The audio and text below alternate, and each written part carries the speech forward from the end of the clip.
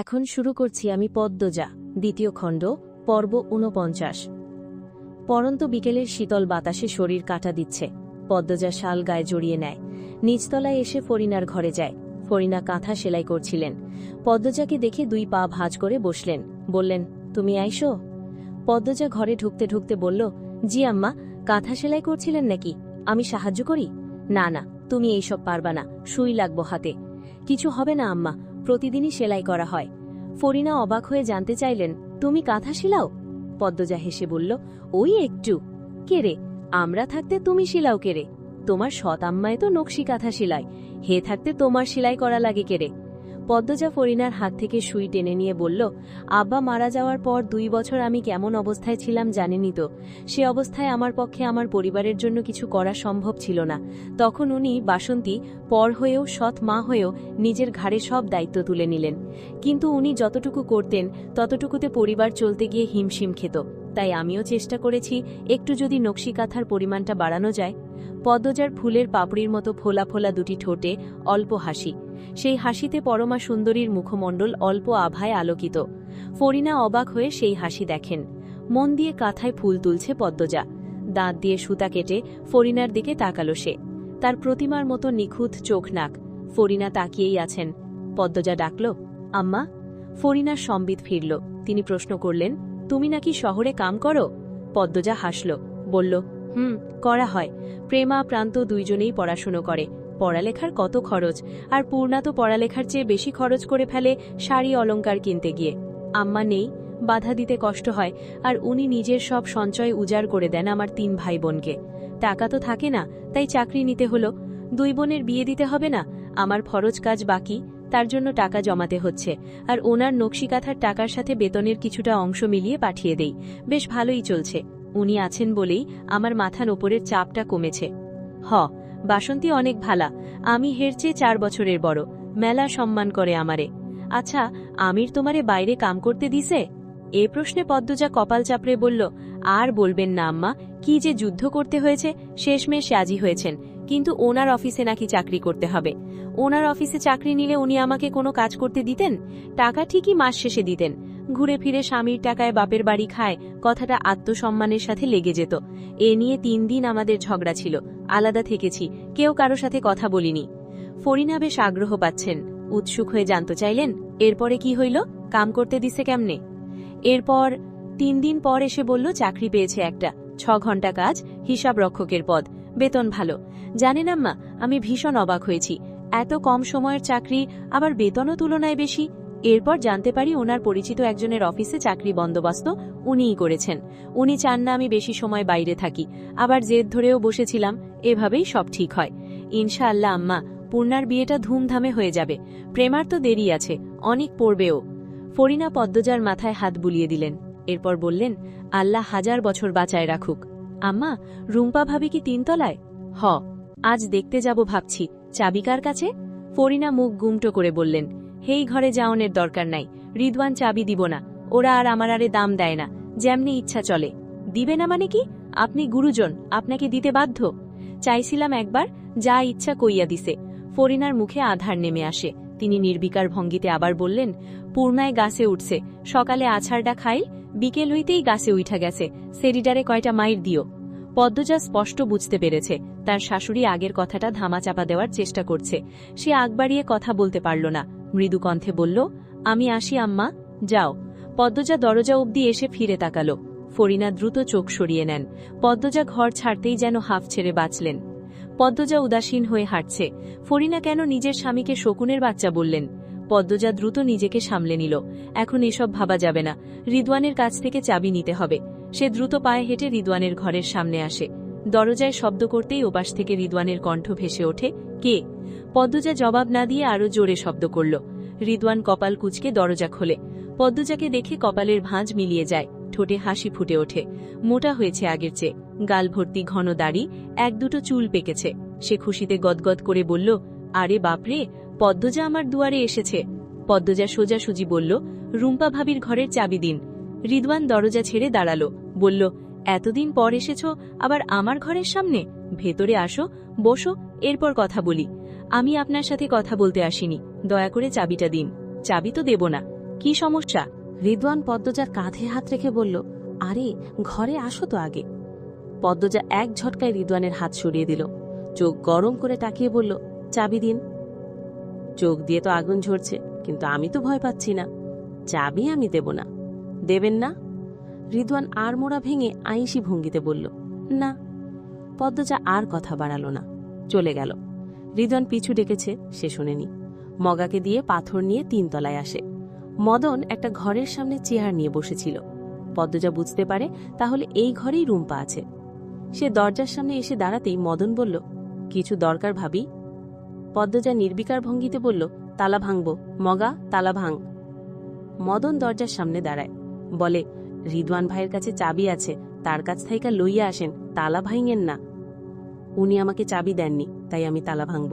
আপনি সরে দাঁড়ান। না ভাবি, এইটা হয় না, আমার উপরে এই ঘরটার ভার দিছে। আপনি সরে দাঁড়ান। পদ্মজা কথাটা বেশ জোরেই বলল। মদন হাওলাদার বাড়ির বউয়ের সামনে আর দাঁড়িয়ে থাকার সাহস পাচ্ছে না। সে দৌড়ে নিচে যায়, বাড়ির সবাইকে গিয়ে বলে পদ্মজা তালা ভাঙছে। খলিল, আলমগীর, আমির, রিদওয়ান, ফরিনা, আমিনা ছুটে আসেন। ততক্ষণে পদ্মজা তালা ভেঙে ফেলেছে। আমির হন্তদন্ত হয়ে এসেই প্রশ্ন করল, তালা ভাঙলে কেন? আপনার ভাই আমাকে চাবি দেননি, আমার রুম্পা ভাবির সাথে দেখা করার ইচ্ছে হচ্ছিল, তাই ভেঙেছি। এইটা অসভ্যতা। তোমারে ভালা ভাবছিলাম, ছেড়ি মানুষের এত তেজ, অবাধ্যতা ভালা না। পদ্মজা এক নজর খলিলকে দেখল, এরপর রুম্পার ঘরে ঢুকল। রুম্পার ঘরের মাঝে মেঝেতে উপুর হয়ে পড়ে আছে। লম্বা চুল, এখন ঘাড় অবধি। কে কেটে দিয়েছে? যেন চুল না, ময়লা ঝাড়ো। পদ্মজা দৌড়ে রুম্পার পাশে এসে বসে। রুম্পার শাড়ি ঠিক করে দিয়ে ডাকল, ভাবি, ভাবি, শুনছ ভাবি? রুম্পার সাড়া নেই। গলায়, হাতে, পায়ে মারের দাগ। ফরিনা দেখে চমকে যান। রুম্পার এক হাত চেপে ধরে উদ্বিগ্ন হয়ে প্রশ্ন করলেন, কেলায় মারছে বউডারে? আল্লা গো, কেমনে মারছে? রক্ত শুকায়া পাথর হইয়া গেছে। এর লাইগা আমরারে রুম্পার কাছে আইতে দাওলা তোমরা?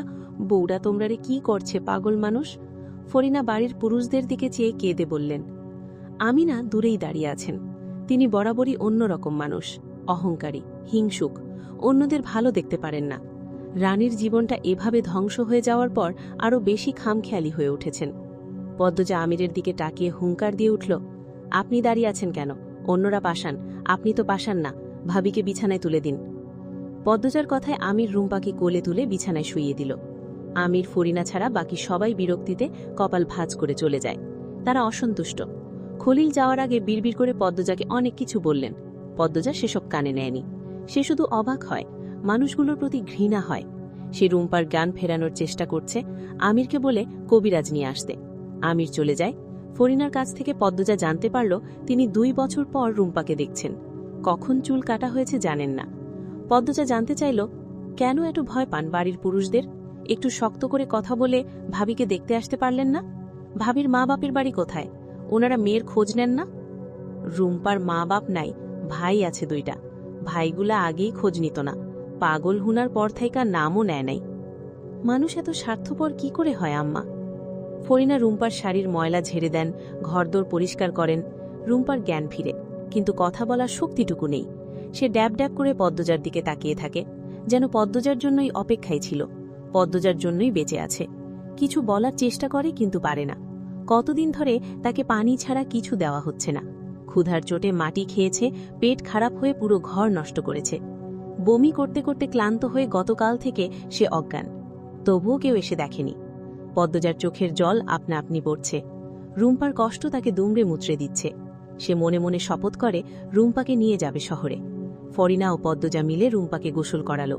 এরপর নতুন শাড়ি পরিয়ে গরম গরম ভাত খাওয়ালো, চুলে তেল দিয়ে দিল। খাওয়া শেষে রুম্পা বিছানায় নেতিয়ে পড়ে। শরীরের শক্তিটুকু আসতে সময় লাগবে, একটু ঘুমালেও হতো। পদ্মজা রুম্পার মাথায় হাত বুলিয়ে দিয়ে বলল, ঘুমাও ভাবি। রুম্পার দুর্বল 2টি হাত পদ্মজার হাত শক্ত করে ধরতে চাইছে। পদ্মজা টের পেল। সে রুম্পার 2 হাত শক্ত করে ধরে বলল, তোমাকে ছেড়ে যাব না, থাকবো আমি।